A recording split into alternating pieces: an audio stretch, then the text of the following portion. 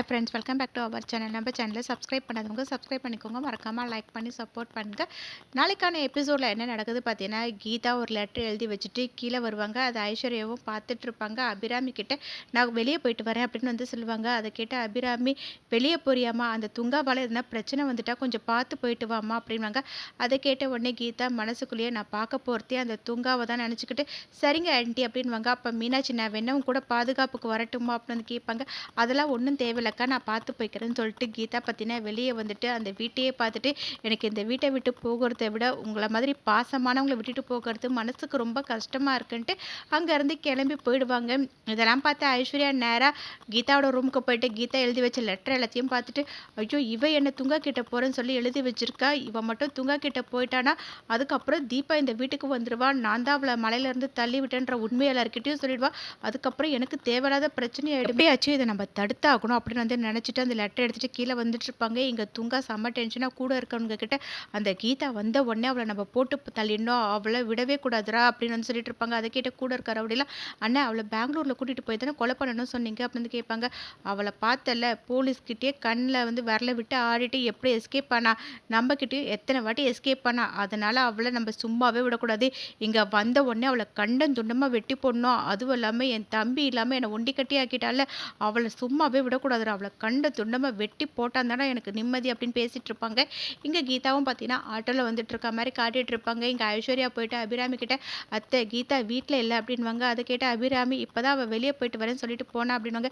இல்லை அத்தை, அவள் மொத்தமாக வீட்டை விட்டே போயிட்டா, அதுவும் இல்லாமல் லெட்டர் எழுதி வச்சுட்டு போயிருக்கா, துங்கா கிட்ட போக போகிறதா சொல்லிட்டு அது லெட்டரை கொடுப்பாங்க. அதை அபிராமி வாங்கி படிச்சுட்டு, நம்ம தீபா நம்ம கிட்ட வர்றதுக்காக இவ தேவையில்லாமல் துங்கா கிட்ட போய் மாட்டிக்க போறா, அவன் வேற சரியான ரவுடியாச்சு, அவன் இவளை எதனா பண்ணிட்டா என்ன பண்ணுறதுன்னு வந்து யோசிச்சுட்டு இருப்பாங்க. இங்கே மீனாட்சியும் லெட்டரை வாங்கி படிச்சுட்டு, ஆனந்த் கிட்ட ஏதாச்சும் பண்ணுங்களே, உங்களுக்கு தான் தூங்காவ தெரியும்ல அப்படின்வாங்க. அதை கேட்ட ஆனந்த் மீனாட்சி கிட்ட, அவன் கிட்ட போய் எதுவுமே சொல்ல முடியாது, ஏன்னா அவன் இங்கே சென்னைக்கு வந்ததே கீதாவை கொலை பண்ணுறதுக்காக தான், அவன் அந்த அளவுக்கு வெறியா இருக்கா, அவன் கிட்ட போய் நம்ம பேசவே முடியாது அப்படின்னு சொல்லிட்டு இருப்பாங்க.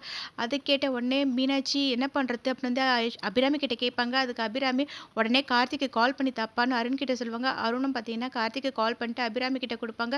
என்னம்மா கால் பண்ணீங்க அப்படின்னு வந்து கார்த்திக் கேட்கும்போது, கீதா வீட்டை விட்டு போயிட்டாப்பா, லெட்டர் எழுதி வச்சுட்டு அந்த துங்காவை தான் பார்க்க போயிருக்கா அப்படின்வாங்க. அதை கேட்ட உடனே கார்த்திக், என்னம்மா இந்த மாதிரி பண்ணிட்டாங்களே அவங்க அப்படின்னு வந்து கேட்கும்போது, நீ தான்ப்பா எப்படியாச்சும் கீதாவை காப்பாற்றணும் அப்படின்வாங்க. அதை கேட்ட கார்த்திக், சரிம்மா நான் பார்த்துக்கிறேன்னு சொல்லிட்டு ஃபோனை கட் பண்ணிட்டு நேராக சரவணனுக்கு கால் பண்ணிட்டு, உங்ககிட்ட துங்கா நம்பர் இருக்கு, அவனோட லொக்கேஷன் எங்கே இருக்குன்றதை எனக்கு ஷேர் பண்ணுங்க, உங்களுக்கு டீட்டெயில் என்னன்றதை நான் அப்புறமா சொல்கிறேன்னு சொல்லிட்டு ஃபோனை வச்சிருவாங்க. இங்கே பார்த்தீங்கன்னா சரவணன் லொக்கேஷன் எல்லாத்தையுமே சென்ட் பண்ணுவாங்க. கார்த்திக்கும் வந்து அவங்க கிட்ட நம்ம போக வேண்டாம் சொல்லியும் ஏன் தான் அவங்க இங்கேருந்து கிளம்பி போனாங்க அப்படின்னு வந்து யோசிச்சுட்டு கார் எடுத்து அங்கேருந்து கிளம்பிடுவாங்க. இங்கே செமையாக டென்ஷன் ஆகிட்டு இருப்பான் தூங்கா, எப்படியாச்சும் அந்த கீதாவை போட்டு தள்ளினா தானே எனக்கு நிம்மதியன்னு பேசிகிட்டு இருக்கும்போதே கரெக்டாக கீதா அந்த இடத்துக்கு போவாங்க. கீதா பார்த்த உடனே, போலீஸ்கிட்ட வந்து ஆட்டம் காட்டினேன், என்கிட்டயும் ஆட்டம் காட்டி எஸ்கேப் ஆகலான்னு பார்த்தல, உன்னை நான் சும்மாவே விட மாட்டேன் அப்படின்வாங்க. அதை கேட்ட கீதா, நாங்கள் என்ன தப்பு பண்ணோம், உன் தம்பி பண்ணது தானே தப்பு அப்படின்வாங்க. என்கிட்டலாம் நியாயம் கேட்கக்கூடாதுன்னு சொல்லிட்டு பல்லார்னு அரைஞ்சிட்டு கத்தி எடுத்து கீதாவை குத்துறதுக்காக போகும்போது கரெக்டாக ஹீரோ என்ட்ரி, அந்த கத்தியை தள்ளி விட்டு அங்கே இருக்க ரவுடிங்க எல்லாரையுமே போட்டு செம்ம அடி அடிச்சிட்டு இருப்பாங்க.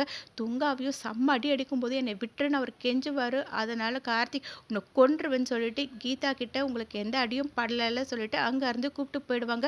இங்கே துங்கா வந்துட்டு, யாருடா அவன், எதுக்காக வந்து இவ்வளோ காப்பாற்றிட்டு போகணும், எனக்கு ஒன்றுமே புரியலையே அப்படின்னு சொல்லி கேட்பாங்க. அதை கேட்ட கூட இருக்க ரவுடிங்களும், எனக்கு ஒரு விஷயம் மட்டும் புரியலன்னு, அன்றைக்கி கீதாவை பார்க்கும்போது தலையில் கட்டு போட்டிருந்தா, 2 வாட்டி அந்த மாதிரி தான் நம்ம அவளை பார்த்துமே, அவளால் எழுந்து கூட நடக்க முடியாத நிலைமையில இருந்தா, ஆனால் இப்போ வந்து கீதாவை பார்த்தா எந்த அளவுக்கு ஸ்ட்ராங்காக இருந்தா, இதில் யார் தான் கீதா, ஒன்றுமே புரியவே இல்லையா அப்படின்னு வந்து கேட்டுட்டு இருப்பாங்க.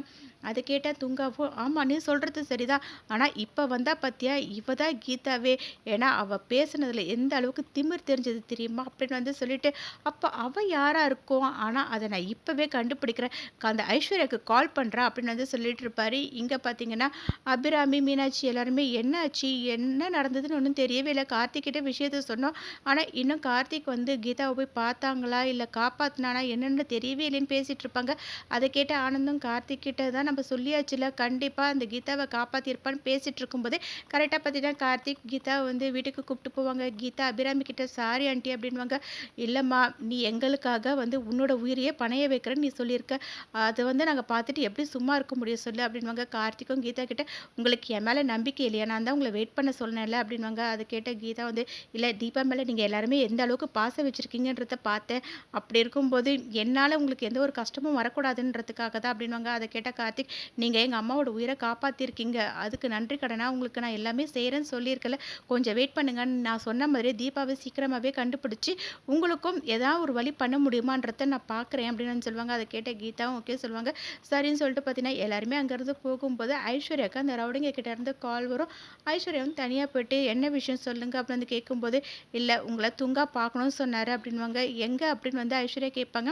உடனே நான் உங்களுக்கு லொக்கேஷன் சென்ட் பண்ணுறேன் அப்படின்னு வந்து அந்த ரவுடி சொல்லிட்டு ஃபோன் வச்சிருவாங்க. ஐஸ்வர்யா மனசுக்குள்ளே எதுக்காக துங்கா நம்மளை பார்க்கணும்னு சொல்லியிருக்கான், ஒருவேளை அவனுக்கு உண்மையெல்லாம் தெரிஞ்சு போயிடுச்சான்னு நினச்சிட்டு அப்படியே திரும்பி பார்க்கும்போது அந்த இடத்துக்கு அருண் வருவாங்க. அருணை பார்த்த உடனே செம ஷாக் ஆகிட்டு ஐஸ்வர்யா அப்படியே பயந்து போய் நிற்பாங்க. இப்படி இந்த எபிசோட் ரெண்டாக்கும். நெக்ஸ்ட் எபிசோடில் என்ன நடக்கு தெரிஞ்சுக்க நம்ம சேனல் லைக் பண்ணுங்கள், ஷேர் பண்ணுங்கள், மறக்காமல் சப்ஸ்கிரைப் பண்ணிக்கோங்க. தேங்க்யூ.